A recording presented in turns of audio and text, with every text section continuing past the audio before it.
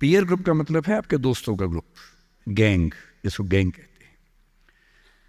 जो developmental psychology है, जो साइकोलॉजी स्टडी करती है कि बच्चे जैसे जैसे बड़े होते हैं उनकी साइकोलॉजी कैसे चेंज होती है, इसको बोलते हैं डेवलपमेंटल साइकोलॉजी। उसमें माना गया कि ये जो एज है टीन एज, ये गैंग एज है। गैंग एज का मतलब 3-4 दोस्तों का ग्रुप होता है, वो गैंग की तरह से ऑपरेट करता है। एकदम सीक्रेट्स रहते हैं उस ग्रुप में, आपस में बातें करते हैं, जैसी कोई आसपास से निकलता चुप हो जाते हैं। उनको लगता है कि उनके पास कुछ सीक्रेट इन्फॉर्मेशन दुनिया की ऐसी है जो मोसाद और रॉ और इन्हीं सब के पास होती है, किसी के पास नहीं होती। जबकि वो जो बात कर रहे होते हैं उनके पेरेंट्स वो बात 30 साल पहले कर चुके हैं। वो ऐसी कोई बात नहीं कर रहे जो उनके पेरेंट्स को नहीं पता, वो सब बातें करके ही बड़े हुए हैं। पेरेंट्स भी तो बने ही है ना भाई, ऐसा थोड़ा ना, उन्होंने तो जिंदगी देखी है। पर उनको लगता है कि वो कुछ खास ऐसा जानते हैं।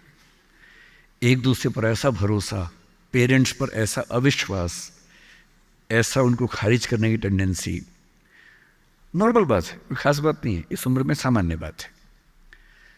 पर डेवलपमेंटल साइकोलॉजी जब हम पढ़ते हैं तो उसमें कहते हैं कि जो बच्चा होता है 1-2 साल तक का, उस पर सबसे ज़्यादा असर उसकी माँ का होता है, क्योंकि माँ उसके लिए पूरा संसार है। उस बच्चे की 2 ही ज़रूरतें हैं कि जब वो गीला हो तो वो पहुँच दे, जब भूख लगे कुछ खाना खिला दे। शुरू के 6 महीने इन दोनों ज़रूरतों को जनरली उसकी माँ ही पूरा करती है। तो उसको धीरे धीरे लगता है कि जो माँ है ना, यही मेरा सब कुछ है, और माँ की हर बात को फॉलो करता है वो। 6 महीने के बाद थोड़ा सा बाहर का खाना, घर के बाकी मेंबर्स का असर पड़ने लगता है। 2 साल के बाद जब बच्चा पहली बार स्कूल जाता है, 2 या 3 साल के बाद, तो आप देखेंगे प्राइमरी स्कूल में टीचर्स आमतौर पे महिलाएं होती हैं, विमेन होती हैं, मेल्स नहीं होते हैं। उसके 2 रीज़न है। एक तो मेल्स में इतनी पेशेंस होती नहीं आमतौर पे। अपना ही बच्चा हो तो 2 मिनट के लिए चिकोटी काटना, प्यार करना ठीक है, 2 मिनट के बाद नहीं झेल पाते वो। और बच्चा अगर रोने लगे, उनके चश्मा उतार के मारे, थप्पड़ मार दे, मूंछ खींच ले, इरिटेट हो जाते हैं। 5 मिनट के बाद तो बच्चा पिटता ही पिटता है अपने बाप के हाथों। इसलिए बच्चे भी बाप के पास कम जाना पसंद करते हैं, जाते हैं 1-2 मिनट के लिए, फिर भाग आते हैं वहाँ से। इनको पता है कि ये जो ब्रेक इवन होने वाला टाइम आ गया है, अब इस टाइम पर निकल जाना चाहिए। मदर्स में बायोलॉजिकली भी और कल्चरली, सोशली भी ये वैल्यू ज़्यादा डेवलप हो जाती है कि वो झेल लेती हैं उस बच्चे की परेशानियों को। बच्चे बहुत परेशान करते हैं। अगर आप मुझसे पूछें इस दुनिया में सबसे मुश्किल काम क्या है, सबसे मुश्किल है बच्चे को पालना। इससे मुश्किल कोई काम नहीं है। छठी का दूध याद दिला देते हैं बच्चे। बच्चे को पालने से मुश्किल दुनिया का कोई काम नहीं है, और वो काम जनरली हमारे घरों में मदर्स करती है, जिनका इतिहास में नाम नहीं लिखा जाता, जबकि सबसे महत्वपूर्ण काम घर के अंदर वो कर रही हैं। इस बात की बहुत वैल्यू है। कई जगह पेरेंट्स, मतलब फादर्स भी कर रहे हैं कुछ हद तक, लेकिन जनरली दुनिया में ज़्यादा ये काम अभी तक महिलाओं के हाथ में जाता है। जब बच्चा स्कूल जाता है तो स्कूल जाने के बाद आप देखेंगे जो लेडी टीचर होती है, जिसको बच्चा प्यार से मैम कहता है, मैम, ऐसे बच्चे के लिए मैम दूसरा भगवान होता है मम्मी के बाद। कुछ समय के बाद भगवान नंबर 1 मैम हो जाती है, भगवान नंबर 2 मम्मी हो जाती है। और अगर मैम ने कुछ कहा है और मम्मी कह रही गलत है, तो बच्चा घूर के देखता है कि तुम बताओगी मुझे, वो भगवान है वो तो मेरी। तो बच्चे को मैम पे भगवान जैसा भरोसा होता है। फिर जब वो बड़ा होने लगता है, 10, 11, 12, 13 साल का, 13 की एज आते आते बच्चों में जो बायोलॉजिकल चेंजेस होने शुरू होते हैं, बड़े परेशान होते हैं, पशुपेश में होते हैं कि ये क्या हमारे साथ हो रहा है, हमारी ज़िंदगी चेंज हो रही है अचानक, उनको ऐसा लगने लगता है।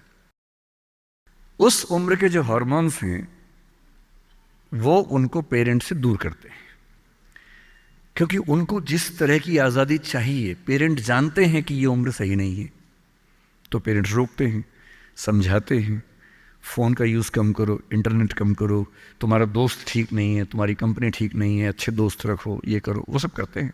उनकी मजबूरी है, उनको पता है कि ये उम्र फिसलने वाली है। और बच्चों को लगता है कि मैं जहाँ जहाँ आज़ादी चाहता हूँ, यही 2 लोग मेरे दुश्मन हैं। पता नहीं, ये डिज़र्व नहीं करते मुझे, they don't deserve a child like me. फिर वो पेरेंट्स से झूठ बोलना, छिपाना, हर बच्चा उस उम्र में झूठ बोलना शुरू कर देता है। कुछ बहुत प्यारे मासूम बच्चों को छोड़ दूं मैं 1-2%, बाकी सब थोड़ा बहुत झूठ तो बोल लेते हैं। कुछ ज़्यादा शातिर हो जाते हैं, इतना खतरनाक झूठ बोलते हैं, लाई डिटेक्शन टेस्ट करवा लेंगे तो भी नहीं पकड़ में आएंगे, इतना अच्छा झूठ बोलने लग जाते हैं क्योंकि उन्होंने सीख लिया दोस्तों से सब करके। और ये जो उम्र है 13 से 19, जो गैंग एज है, ये जो दोस्त हैं, इनका असर इतना ज़्यादा होता है। और आपकी पर्सनैलिटी कैसी है, हर गैंग में 4-5 लोग होते हैं, उनमें से एक मुखिया होता है, उनका गैंग का नेता होता है, जो थोड़ा सा एग्रेसिव है, डोमिनेटिंग है, असर्टिव है, वो फैसले करता है सबके लिए। आपने डिसीजन मेकिंग का सवाल पूछा, इसी पे सो समझेंगे। उसने कहा कि चलो सब फिल्म देख के आएंगे, तो बाकी 4 फॉलोवर्स होते हैं, वो चलते हैं, जी जी चलो चलो चलो चलो चलो। इन सबका सेल्फ रिस्पेक्ट का लेवल अलग अलग है। जो नेता है उसमें सेल्फ रिस्पेक्ट बहुत ज़्यादा है, इतनी ज़्यादा है कि वो दूसरों की सेल्फ रिस्पेक्ट की धज्जियाँ उड़ा देता है। वो ये मान के चलता है कि मैं राजा हूँ, जो मैं कहूँगा वही होगा। और जो बाकी 4 भेड़ बकरियाँ हैं, जिनमें कॉन्फिडेंस की कमी है, असर्टिव नहीं है, सबमिसिव हैं, दब्बू हैं, डरपोक हैं, वो बेचारे उसकी बात को फॉलो करते हैं। और ये जो 4 है ना, इन पे खतरा बहुत ज़्यादा है, क्योंकि जो नेता है वो पहले से बिगड़ा हुआ है, वो हैबिचुअल है कई चीज़ों का, और वो इन 4 को बोलता है आज हम सब ड्रग्स ट्राई करेंगे। पूछ नहीं रहा है, बता रहा है। अब इन 4 में से एक के मन में है कि ना करो, मम्मी ने उसको 1000 बार समझाएगी बेटा ये मत करना, वो बेचारा बोल ही नहीं पा रहा, घबराहट हो रही है उसको। बड़ी मुश्किल से मिमियाते हुए एक वाक्य उसने बोला। मिमियाना मतलब बिल्ली की तरह से बोलना, कैट की तरह से बोलना। उसने कहा यार मम्मी ने कहा था ठीक नहीं होता है। अब उसके बाद जोर से ठाका मार गया, ये देखो मम्मी का बच्चा, ये देखो मम्मी का बच्चा, इसको दूध पिलाओ इसको, बच्चा है, ये तो बड़ा ही नहीं हुआ, ये तो मर्द ही नहीं बना अब तक। हम तो मर्द हैं, हम तो बड़े हैं, हम तो ग्रोन अप हैं।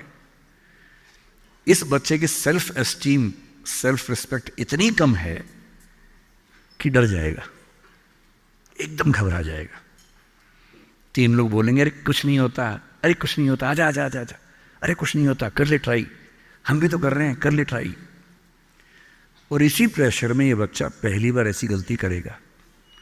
और मैंने पहले ही कहा कि रास्ता एक तरफा है, वापसी का रास्ता नहीं। इस प्रेशर को बोलते हैं पीयर ग्रुप प्रेशर, दोस्तों का प्रेशर। मैं अपने बच्चे को केवल एक बात सिखाता हूं, बाकी पढ़ाई लिखाई तो मुझे पता है ज़िंदगी में जब कोई करना चाहेगा कर ही लेगा। इंटरनेट की दुनिया में, गूगल की दुनिया में, अब क्या मतलब मैं क्या पढ़ा दूंगा आपको, टीचर क्या पढ़ा लेंगे, सब गूगल पे उपलब्ध है, सब ऑनलाइन अवेलेबल है। जो टीचर बनना चाह रहे हैं समझ लें, अब टीचर का काम नॉलेज देना नहीं है, नॉलेज आपसे ज़्यादा, आपसे बेहतर गूगल पे है। अब आपका काम उससे ज़्यादा बड़ा है। क्या है अभी डिस्कस करेंगे। मैं केवल एक बात पे फोकस करता हूं कि मेरे बच्चे या आप लोग पीयर ग्रुप प्रेशर से बच सके।